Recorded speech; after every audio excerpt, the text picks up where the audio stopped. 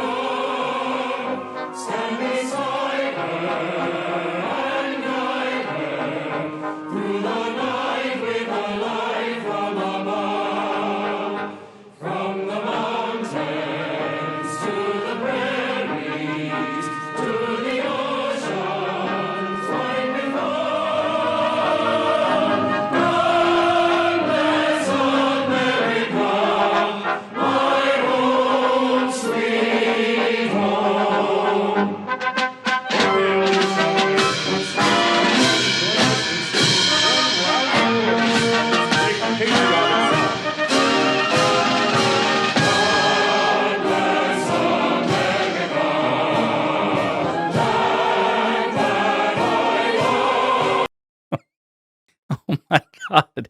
Oh, that guy's the commander-in-chief of the United States Armed Forces. That's the president of the United States. That was painful. And I don't know what to say. I mean, it could just be that, when they talk about land that I love, he's like, I don't love this land. I don't love this, although I do love real estate. I do love Palm Beach. I can't say I love all of it. There's California. There's these blue states. I can't say I love this. So is it that he forgot the lyrics, or he couldn't in good faith say that he loves all of the United States? I don't know. But we have to talk about this speech. But before we do, if you end up liking this video and you want to support the channel, please be sure to hit the like, subscribe, and alert bells before you go.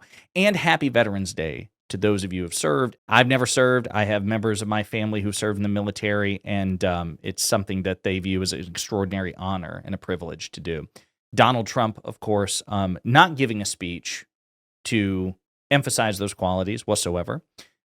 Instead, emphasizing the rebranding of the Defense Department, as well as, hating on his Democratic predecessor. So not exactly a unifying pro-military, pro-service message. Take a look. We won't mention. Also, Secretary of War. We like the sound of that better than the other. Secretary Pete Hegseth. Pete, thank you very much. We won't. It's important to remember, folks, that the Defense Department was renamed the Defense Department. It was originally the Department of War at the founding of this country, and then it was renamed in the 20th century to the Department of Defense because it was intended to emphasize a greater commitment to using the military for defensive purposes, not as a weapon of conquest. Now, obviously, we did not live up to that, but Donald Trump saying, you know what, let's just scrub that and go back to the war shit, really takes the military, I think, in the wrong direction. Under Trump specifically, right? This idea that he has an authoritarian impulse, which is a mile wide, and also views the military not as a tool of defense, but as a tool of, proactive application of military force, an offensive tool rather than a defensive tool. That's not good. And it normalizes that consumption within a whole generation and the next generation of U.S. service people, right? So I just think it's a bad idea. And the next Democratic president, of course, should scratch all that letterhead and say, listen, this was never approved by Congress anyway. It was always the Department of Defense.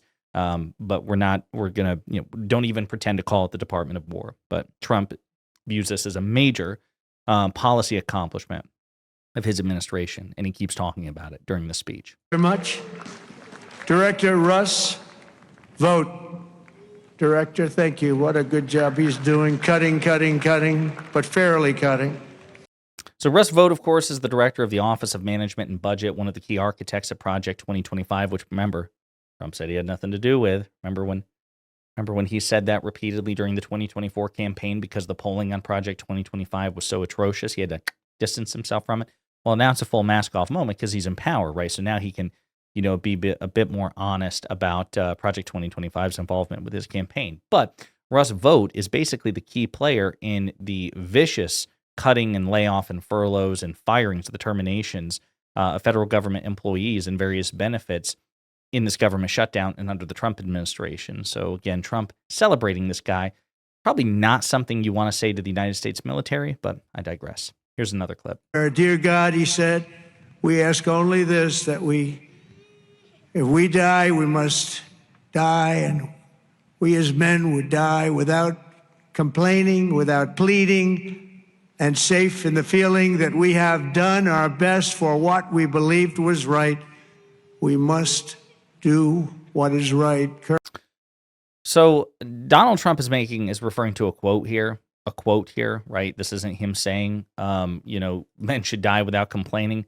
On the other hand, it's just coming from somebody as indifferent as he is. That is a strange quote to emphasize, right? Remember, this is the same Trump who just yesterday and the day before was publicly threatening air traffic controllers, despite the fact that he had triggered a government shutdown and refused to negotiate with Democrats to end that shutdown, which was causing tremendous financial hardship to air traffic controllers, a lot of stress because they were working without pay. And he wouldn't commit to back paying, federal workers, including air traffic controllers. He's like, we'll see what we can do. Even though in his first term, he signed into law a requirement that said that, during the shutdown that all federal workers would actually receive their back pay. So he reneged on his own law. He wanted them to work without pay, incredibly stressful jobs, despite the fact that many of them had family and friends and had to provide for themselves and their family. Trump doesn't give a shit about this. You're supposed to work and suffer, even when I make you suffer, and you do it without complaint. You're supposed to not complain. How dare you? How dare you be upset with your poverty, with the fact that I'm putting you through financial hardships? Like, he just doesn't give a shit.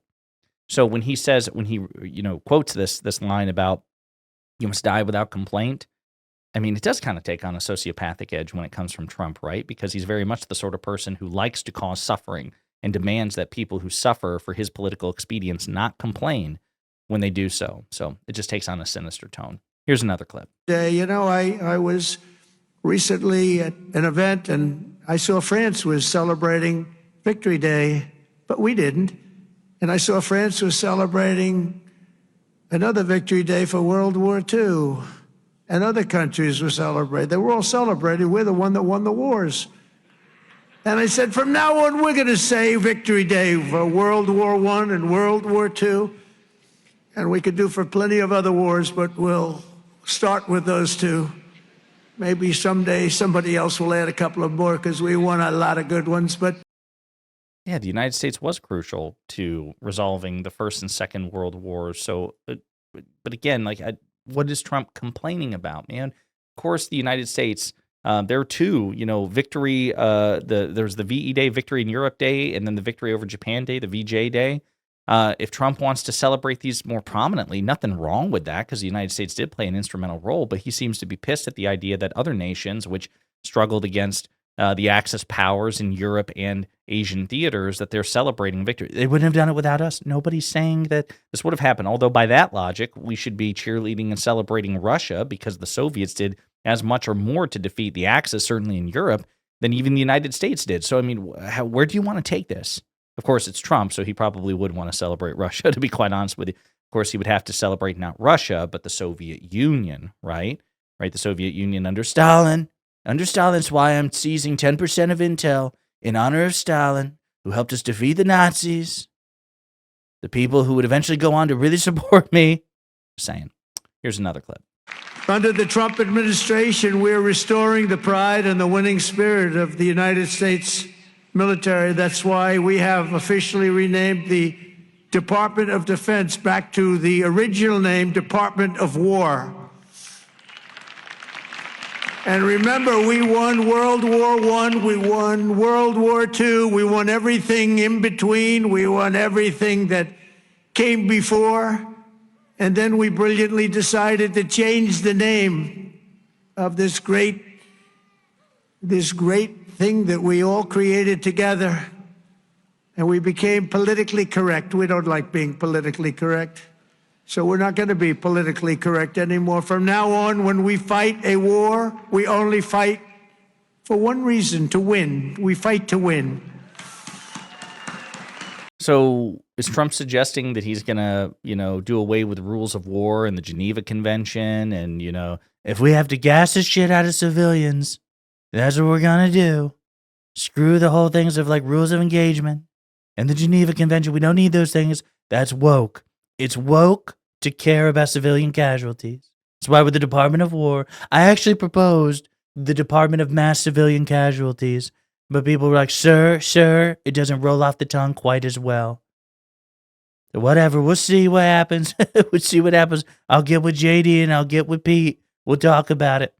It's really weird. That's what I'm saying. Like the rebranding itself, I suppose, in theory, isn't that big of a deal. Again, I would argue just symbolically, it's not good to go back to the Department of War roots. But when Trump does it, it's really sinister, especially when he follows it up with shit like that. Right. Here's another clip.